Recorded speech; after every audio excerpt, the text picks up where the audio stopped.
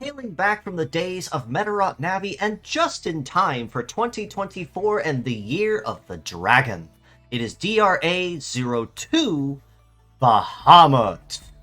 with the kits of Meteor, Double Flame, Biped Legs, and the leg ability of Adversity, which buffs all leg stats, minus armor and heavy limit, for every debuff applied to self. Now, for those that have played Medarot Navi, this is most certainly a day to rejoice, as yet another Navi returnee is finally getting the limelight with another spotlight and re-debut with a brand freshing new 3D model, which looks fantastic and holds very true to his original concept art all the same. Albeit, of course, he looked a little chunky with a Navi sprite, but of course, with pixel sprites like that, what can you really do?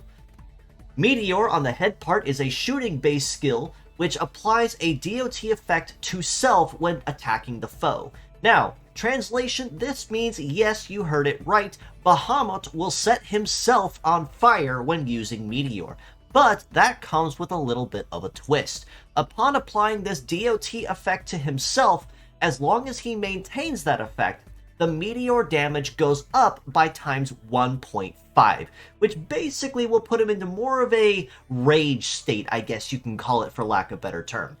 So that being said, naturally anyone on the allied team that does provide a stat removal such as stat cleanse will probably not be very well appreciated by Bahamut, as he really likes to stay in the heat of the moment, pun intended, in order to keep his damage as high as possible.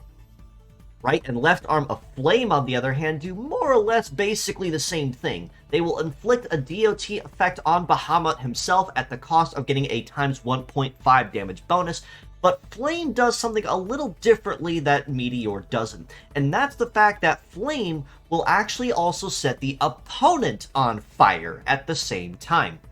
So this means that if Bahamut is going to be stuck with the DOT effect, well, so is the enemy, and that does actually tie into his head part relatively well, and in a really strange way actually gives him some pretty solid synergy, as any one of his three parts will apply that DOT effect to himself, which means no matter which part you use, once that first turn is over and done and he has that effect, it doesn't matter what part you use, because all three are going to be dealing that boosted damage no matter what, because they're looking for that effect and not the actual skill itself to have been activated.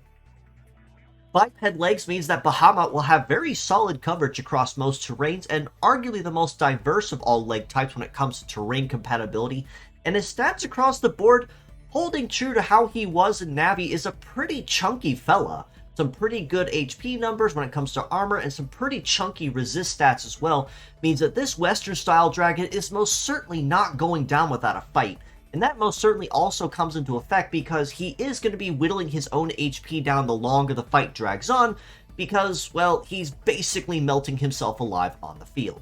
But in terms of numbers, his head HP is just about 4,100 there, arms about 3,500 each, and legs also at 4,100, so a pretty healthy HP pool there, as pretty much where you'd want to expect of a really chunky dragon like himself. But again, that does also tie in the fact that the higher his HP is, the longer he's allowed to keep going before he melts himself to nothing. So it wouldn't hurt to have an HP restorer on the field with repair or super repair or field repair. Just don't go removing that ailment from himself, or he's going to get kind of angry at you. Leg stats are honestly quite impressive too for what he brings to the table. With a base mobility of 875, he's already off to a very solid start, and that is not including the adversity effect, which buffs his leg stats even further when he sets himself on fire or obtains any other effects. But he's also packing about 1157 for his melee resist and 1227 for his shoot resist, so very solid numbers there. I'm not going to say they're anything like absurdly impressive or broken, but still very good numbers of where you'd want to stay on the field as a nice little sweet spot per se. And an evade of 1157 also is nice, as it will mean he will have a pretty solid time dodging or grazing incoming attacks. But just a friendly reminder, these are also his base numbers. Adversity will buff these a percentage for every debuff that's applied to him. So after that first turn, he may not have much, but upon setting himself on fire the first time, these stats will go up. So if the enemy does try to make use of any ailments on their side, such as, say, Bug, Wave, Deathlock, Hyper Wave, or even Melt, which is considered a separate ailment from Fire, it does mean that the more ailments he stacks on himself, which is kind of a catch-22, but if done correctly can be very dangerous, the faster and more aggressive and much more dodgy he gets on the field. Now again, it is kind of a catch-22 because under normal logic, you really don't want to be stacking all these negative ailments on yourself, and realistically, a lot of these you really won't see too terribly often. Because Shock, Thunder, Freeze, Hyper Thunder, Freeze Shot, and so on are usually going to be the more common ones you'll be seeing in competitive meta. But every so often, you probably will see someone packing, say, Force Control or Metaforce Seal, which do still count as negative ailments and will still contribute toward his Adversity Leg ability. So it's not quite something that makes it entirely useless, but just something to keep in mind if you are planning to use Bahamut in any capacity.